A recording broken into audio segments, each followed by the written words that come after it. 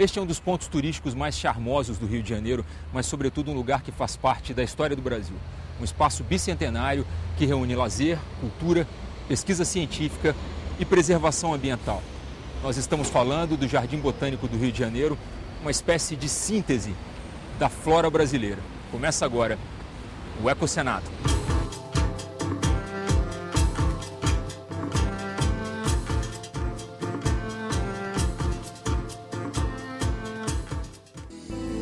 Criado em 1808 por Dom João VI, o Jardim Botânico do Rio de Janeiro é uma das mais antigas instituições brasileiras na lista dos 10 mais importantes jardins botânicos do mundo. Abriga um fantástico acervo com mais de 8.000 espécies de plantas distribuídas em 137 hectares. Surgiu no tempo do Brasil Colônia como jardim de aclimação de uma fábrica de pólvora. Atravessou o Império e a proclamação da República e desenvolveu ao longo dos anos as áreas de pesquisa e ensino. Hoje recebe mais de 600 mil visitantes por ano que ficam encantados pela beleza deste monumento nacional, acolhido pela Unesco como reserva da biosfera da Mata Atlântica. Começamos nossa visita conversando com Manuela Rueda, coordenadora do setor de educação ambiental. No Brasil existem cerca de 30 jardins botânicos espalhados pelas cidades brasileiras, mas nenhum deles tem, vamos dizer assim, o peso histórico do Jardim Botânico do Rio de Janeiro. Por que isso? Bom, o jardim realmente ele não foi o primeiro jardim fundado no Brasil, mas é o mais antigo, remanescente, e foi fundado em 1808, né? A época quando da vinda da corte portuguesa ao Brasil.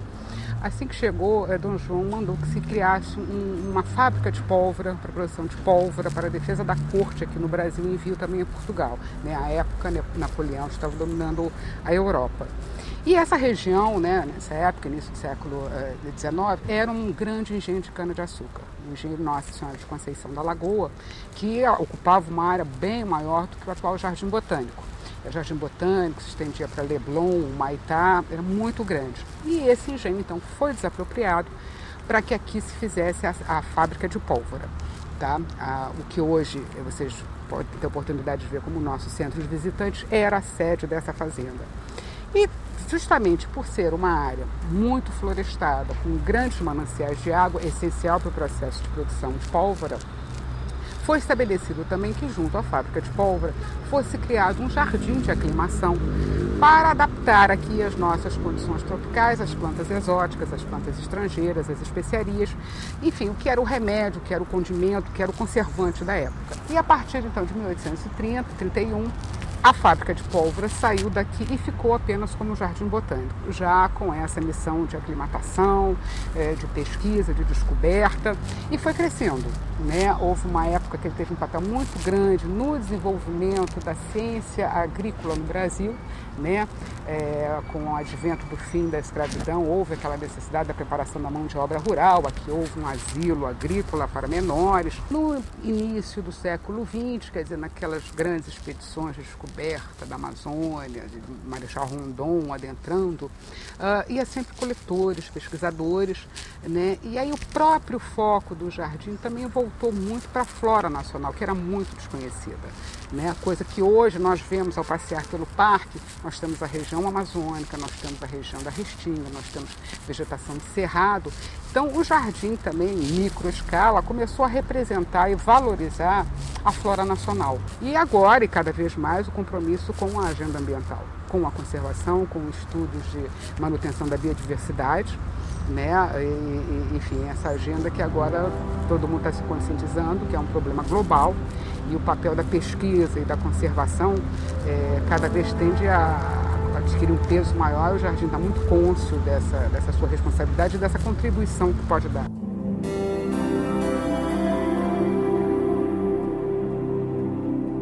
Qual a história dessa casa aqui, atrás de você, essa casa bonita? Bom, essa casa é a sede do Núcleo de Educação Ambiental, o setor educativo do Jardim Botânico. Nós prestamos uma série de serviços ao público escolar que visita, e ela é conhecida como Residência Pacheco Leão, que foi um diretor bastante eminente do Jardim Botânico que residia aqui, né? É uma construção do início do século XX. E Pacheco tem uma importância muito grande, que foi um desses diretores que muito valorizou a flora nacional. Ele incentivou muitas excursões, expedições à Amazônia, ao Nordeste. E ele até foi quem recepcionou um dos grandes visitantes ilustres que esteve no Jardim Botânico, que foi Einstein. Veio ao Jardim, ficou encantado. Ele não é apenas uma instituição científica. O Jardim, ele é um patrimônio também cultural brasileiro. Depois de um pouco de história do Jardim Botânico, fomos conhecer algumas coleções. A de plantas medicinais reúne cerca de 150 espécies em canteiros e no arboreto. E recebe diariamente a visita de estudantes, médicos e curiosos em busca de informações sobre o poder de cura das plantas. A coleção ela tem como objetivo a comunicação e a interlocução entre o público e a instituição, a ciência. É ciência e público. E nesse sentido de uma divulgação, de disponibilizar o conhecimento sem hierarquizar, se o conhecimento popular é bom ou o conhecimento científico é melhor. Até porque eles, na verdade, são complementares, eles não são excludentes. Ela foi organizada especialmente pensando na comunicação com o público. Então, ela trata, nos primeiros canteiros, de fazer uma abordagem inicial de quando os jardins botânicos entram como parte importante nessa questão das plantas medicinais. Eram lá nos jardins botânicos estavam representadas essas coleções para interesse médico, para interesse de estudo. E, por outro lado, o restante da coleção é organizada segundo a aplicabilidade ou atuação daquela planta no corpo humano.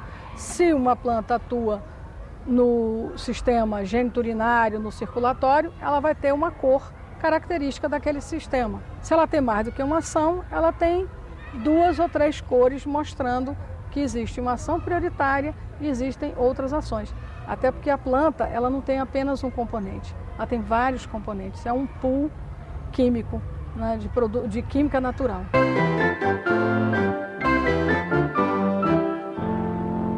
O Jardim Botânico tem 5 dimensões. Nós somos do Instituto de Pesquisa Científica. Temos muitos programas e projetos de pesquisa na área de botânica. Temos laboratórios, um centro de conservação da flora brasileira, e aqui somos responsáveis pela elaboração das listas das plantas brasileiras, das espécies ameaçadas de extinção. Coordenamos no Brasil esse projeto. E temos também uma área educacional. Aqui temos mestrado e doutorado em botânica tropical e curso de pós-graduação na área de gestão do meio ambiente. A terceira área ambiental é o parque, que é conhecido do público, que é aberto à visitação, horto, etc. A quarta área é uma área cultural, recém-inaugurada.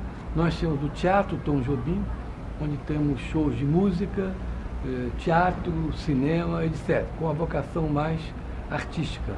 E o Museu do Meio Ambiente, com uma vocação mais científica. A coleção de bromélias, espécie praticamente restrita às Américas, é uma amostra viva da biodiversidade reunida no Jardim Botânico do Rio de Janeiro.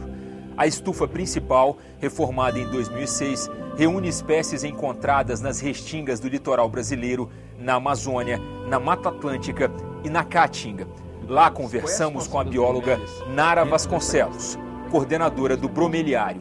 Nara, em setembro de 2008, o Ministério do Meio Ambiente lançou uma lista com espécies ameaçadas, espécies vegetais ameaçadas. Qual é a situação das bromélias dentro dessa lista? Pois é, essa lista conta de 472 plantas e entre essas plantas, 172 são dessas espécies, 174 são bromélias. Daí dá para notar o problema, né, da família bromeliácea. Então a bromeliácea está entre as 5 mais ameaçadas. Okay. Tá? Como é composta a coleção de vocês aqui no Jardim Botânico? Olha, a nossa coleção ela é composta por plantas, principalmente de Mata Atlântica, e por plantas que foram doadas, inclusive tem espécies não nativas, né? E porque as bromélias elas ocorrem quase que exclusivamente nas Américas. Só uma espécie está na África.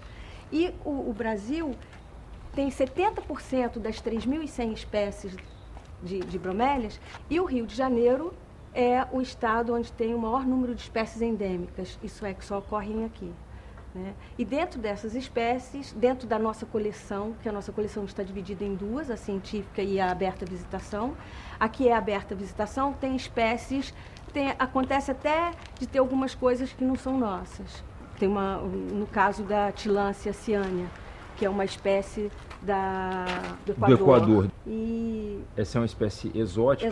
Mas o interesse maior da coleção é realmente a Mata Atlântica. Mata Atlântica é o nosso foco, né? Inclusive para as pessoas conhecerem a diversidade, entrar aqui e ter noção, nossa, mas isso, né? Porque as pessoas não têm noção da quantidade. Fala porque acha que bromélia, bromélia é aquela planta ali é uma bromélia, né? Só uma bromélia. Não, a gente tem uma quantidade enorme, são 3.100 espécies. Okay. Né? Então eu acho que isso é muito interessante. Inclusive tem espécies que as pessoas não têm nem noção. As pessoas comem bromélia e não sabem disso, que é o caso do abacaxi. O abacaxi é bromélia? O abacaxi é bromélia. A bromélia ela tem uma capacidade muito grande de armazenar água, né? Sim, E tem uma função importante na natureza por causa disso. Claro. Como é que é isso? Por exemplo, no caso da Alcantareia imperialis, que é uma planta que ocorre em Petrópolis, então é uma planta nativa, né? Nossa, uma coisa bem do Rio de Janeiro, é um ótimo exemplo. E se você parar para observar,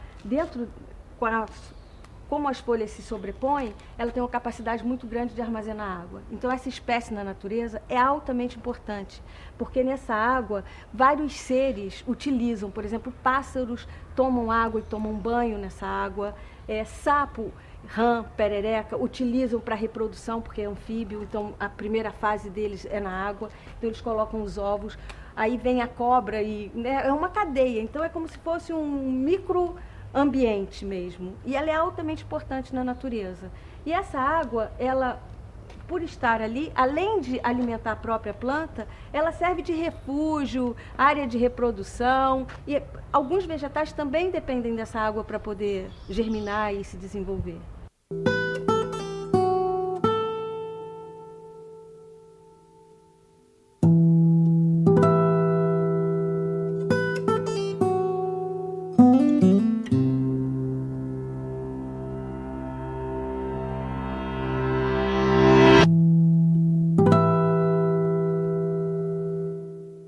As bromélias, elas podem ser epífitas terrestres e saxícolas. As saxícolas que vivem nas pedras, as epífitas que só se apoiam, elas não são parasitas, elas só se apoiam no galho das árvores.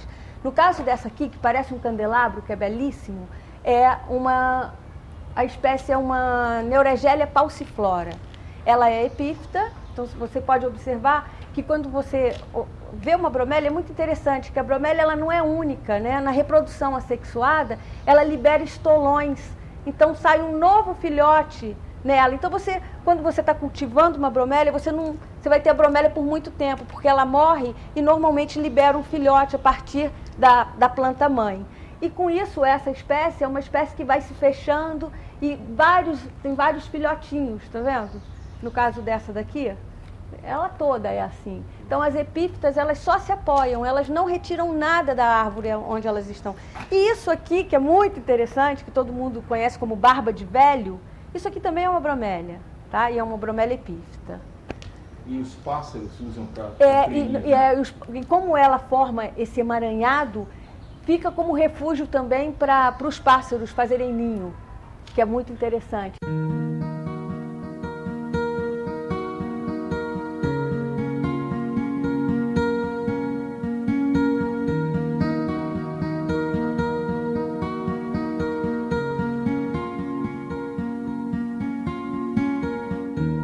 Este foi o Ecocenado de hoje. Mande comentários ou sugestões pelo telefone 0800 61 2211 ou pelo endereço www.senado.gov.br/TV. E até a nossa próxima edição. Tchau!